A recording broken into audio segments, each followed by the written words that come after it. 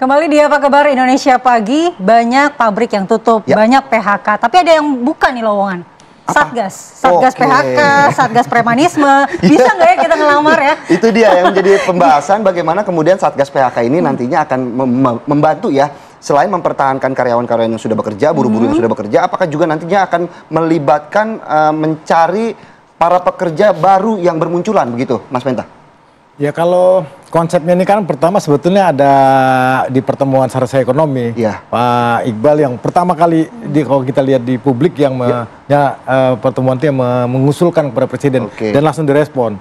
Dan menurut kami di Kementerian kami sangat appreciate dan mendukung sekali adanya itu. Karena harapannya adalah dengan kondisi misalnya data yang real dari BPS hari ini misalnya itu konkret datanya kan. Dan kita nggak bisa tolak bahwa ada angka pengangguran, ada kesenjangan dan kemiskinan, dan itu harus cepat tanggap. Jadi pemerintah dalam hal ini Kemenaker untuk menanggapi Satgas ini ada, dan kita mensupport. Dalam bentuk supportnya apa? Yang kita siapkan sekarang. Jadi antisipasi karena bagian dari tugas dari Kemenaker, antisipasinya yang tadi ada program persiapan, bahkan sebelum PHK harusnya perusahaan juga memberitahu kita. Jadi kita ada persiapan untuk upskilling atau reskilling, misalnya pelatihan kompetensi. Bahkan mungkin ada bukan cuma pelatihan tapi juga ada sertifikasi. Tapi kalau pelatihan sendiri apakah juga dipersiapkan lapangan pekerjaan mandiri, bisnis mungkin supaya mengurangi angka pengangguran dari kementerian? Itu yang ada, tapi karena efisiensi di Kemenaker itu ada program namanya tenaga kerja mandiri. Jadi ada bantuan pemerintah kepada pekerja informal dengan permodalan dan persiapan manajemen, TKS, padat karya. Jadi itu yang memungkinkan negara, pemerintah bisa terlibat. Tapi kalau persiapan untuk tenaga kerja berikutnya di pekerjaan formal, nah kita hanya minta perusahaan misalnya membuat wajib lapor terlalu kerja. Baik, Bang Said, apakah itu cukup Satgas PHK nantinya? Selalu paradigmanya lama. Kalau ada PHK, pengangguran meningkat, tawarkan satu budget tertentu, padat karya. Program bersihin selokan. Orang yang 1 jam bekerja dalam 1 minggu, kata BPS, dia adalah tidak nganggur. Nah itulah yang dikejar sama pemerintah tuh. Yang penting ada satu budget, bersihin selokan, sapu-sapu jalan. Bukan itu yang diharapkan oleh rakyat, oleh para pencari kerja.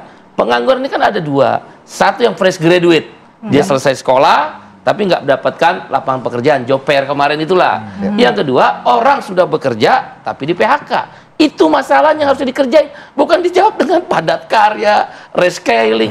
Itu untuk jangka panjang, iya. Tapi untuk jangka pendek, saya kebetulan ILO governing body. Dalam jangka pendek harusnya dicari pokok persoalan tadi. Kalau dia relokasi, ada regulasi, maka deregulasi. Cabut itu Permendak nomor 8 2024. Kalau ada persoalan daya beli, upahnya murah. Karena selama 10 tahun nggak pernah naik upah. Berarti itu yang dilakukan oleh Pak Prabowo kan. Menaikkan upah 6,5% atas usulan kami dari Serikat Buruh. Bukan dari Kemenaker. Itu yang maksud saya, harusnya Kemenaker mencari inti persoalan. Bukan, ada naik pengangguran. Udah suruh nyapu-nyapu 1 jam dalam seminggu. Udah, angka pengangguran turun. Itu namanya moles-moles angka, itu yang nggak mau Presiden. Tapi kan Bang Said, daripada menganggur, artinya mungkin ada pilihan lain, kriminalitas. Artinya kan memberikan Anda kerja, tapi dengan upah yang nggak bisa menghidupi. Orang kan malu. Tadi kan dampak sosial itu tadi. Artinya tetap ada potensi kriminalitas juga meningkat. Hanya mementingkan kepentingan angka dari sisi pemerintah. Bukan substansi yang disebut dampak. Oleh karena itulah saya mengusulkan waktu itu kebetulan ada Sarasian Ekonomi, Pak Presiden waktu itu Trump tentang tarif Trump, dampaknya selain faktor efisiensi, daya beli dan sebagainya, saya mengatakan bentuk Satgas karena dia ada kemungkinan dengan pengenaan tarif Trump makin mempercepat terjadi angka pengangguran akibat PHK. Apa itu Satgas? Satu, pemetaan. Di mana nih daerah-daerah yang akan terjadi PHK. Yang kedua, klasifikasi. Ada perusahaan yang kemungkinan akan PHK, tapi kalau dikasih stimulus, dikasih bantuan oleh pemerintah, dia nggak terjadi PHK. Itu harus dilakukan. Yang ketiga, bahkan Presiden bilang, kan pemerintah ada program hilirisasi, itu pasti nyerap tenaga kerja, walaupun jangka panjang tapi dipersiapkan. Kemudian ada di Waikambu perikanan akan ditingkatkan di NTT sana. Cuma Presiden bilang kan, nanti jangan orang Indonesia, orang Tegal maunya kerja di Tegal. Tapi nanti bolehlah dia kerja ke Waikambu, dia kerja di Bekasi dan lain sebagainya. Nah, dari situlah Satgas PHK mengintegrasikan kementerian. Nah, maka dia tidak hanya terdiri dari unsur pemerintah, tapi ada serikat buruh, ada dilibatkan Kadin Apindo, ya kan, ada juga akademisi dan lain sebagainya.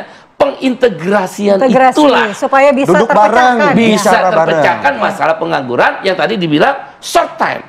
Untuk long time itu yang perencanaan kalau dulu pemerintahan Soeharto kan kita kenal Repelita untuk 5 tahun. Nah ini nggak ada. Gitu loh. Kita tangkap poinnya. Kita Mas Bayu. Bagaimana Mas Bayu? Tanggapannya dong. Iya, beberapa tahun ke depan bagaimana ini angka pengangguran harus dibenahi? Iya, saya kira problem strukturalnya kan tadi ya, masalah investasi, kemudian juga lapangan pekerjaan untuk industri gitu ya. Nah, tetapi saya kembali kepada tadi dampak ya. Karena dampak ini langsung dirasakan. Betul. Artinya kan harus ada respon-respon terukur ya, baik jangka pendek maupun jangka panjang. Ya, bagaimana kemudian kita mengantisipasi dampak ekonomi tadi sudah disampaikan oleh kedua pembicara. Terutama angka kriminalitas nih, Mas Bay. Nah, bagaimana dengan persoalan sosial dan keamanan? Ya, saya kira yang juga penting adalah kemudian kita bisa banyak membuka peluang-peluang baru bagi bukan peluang baru. Bantalan ekonomi yang tadi saya katakan di pedesaan itu harus juga difikirkan sebagai satu. Sebenarnya ada satu, saya potong sedikit. Ada program pemerintah bagus, jaminan kehilangan pekerjaan. 6 bulan orang nggak perlu pulang ke desa, karena dia sudah ada bantalan sosial itu yang social protection itu. Maksud saya begini, ini apakah itu bisa mencakup semuanya? Oh, kan, itu wajib. Ya betul, kan wajib kan? Maksud saya begini, GKP itu. Bagi yang tidak, ya kan kita bicara realitas, Bang. Bagi yang tidak ini kan tidak ada pilihan si BPJS Ketenagakerjaan tidak ada pilihan lain kan mereka harus pulang, Bang. Bantalan ekonomi paling mungkin kan mereka bisa ke pedesaan. Itu, Pak Bayu, 60% itu diberikan benar. Tidak dengan persyaratan. Kalau benar, itu maksud saya kan. Tapi kan kalau benar, banyak faktanya nggak benar. Realitasnya kan seringkali kan realitasnya tidak semuanya.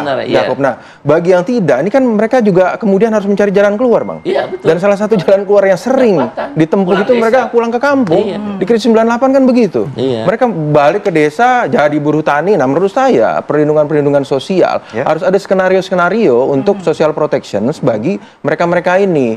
Di samping tadi pemerintah juga tetap harus membuka Pak Bayu, jaminan kehilangan pekerjaan. Betul. Social protection. Dan tentunya kita juga berharap bagaimana jaminan tersebut bisa asal benar itu yang Pak Bayu bilang. Kan realitas bisa menakar. Ya tentunya gitu loh.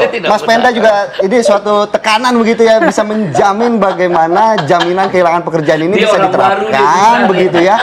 Untuk menekan angka kriminalitas yang hingga saat ini masih terus. Kalau kriminalitas tentu saja penegakan hukum itu juga penting. Itu juga apabila sudah ada tindakannya. Menjadi dampak juga begitu. Akibat tingginya angka pengangguran. Sayang sekali durasi kita sudah habis, masih panas. Oke, saya dikit aja Mas Penta. Tadi satu poin aja. Benar Bang Iqbal, Bang, dalam waktu dekat ini kan kita 22 sekaligus memberitahukan kepada masyarakat yang disampaikan Bang Iqbal tadi, kita ada job fair yang akan dibuka oleh Presiden 22-23 Mei. Jadi itu akan membuka lowongan pekerjaan perusahaan 105 dan kurang lebih menyerap 25.000 orang. Ya tentunya kita berharap itulah salah satu opsi ya untuk bisa menekan angka pengangguran, angka PHK begitu di Indonesia. Terima kasih Mas Bayu, Mas Penta dan juga Mas Iqbal untuk waktunya pada pagi hari ini. Sangat menarik ya, bagaimana kita terus harus bekerja, bersyukur begitu ya, karena masih banyak masyarakat yang membutuhkan pekerjaan begitu ya. Dan pemirsa, apa kabar Indonesia Pagi akan kembali di segmen selanjutnya. Kami masih memiliki sejumlah berita viral untuk Anda. Sesaat lagi.